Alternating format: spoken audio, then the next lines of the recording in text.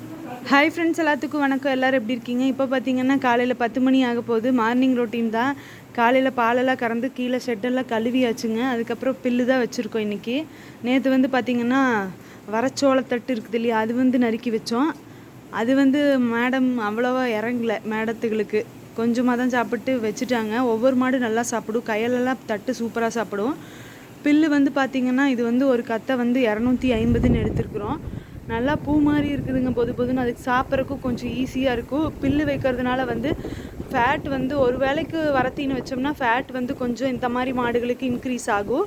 அதுக்கப்புறம் பார்த்திங்கன்னா இப்போது கவர்மெண்ட்டில் இன்சென்டிவ் கொடுக்குறாங்க இல்லையா, அது ஸ்கிப் பண்ணியெல்லாம் கொடுக்குறதில்ல. கொஞ்சம் வெயிட் பண்ணுறாங்க. நம்மளது டிசம்பர்தே இப்போ தான் வந்திருக்கு. இப்போ நேற்று தான் ஜனவரியோடது இன்சென்டிவ் ஆட் ஆகிருக்கு. நம்மளுக்கு லிட்டருக்கு 3 ரூபாய்ங்கிற வீதம் போட்டு தராங்க. உங்களுக்கு எப்படி, உங்கள் ஊரில் எப்படிங்கிறத பற்றி கமெண்ட் பண்ணுங்கள்.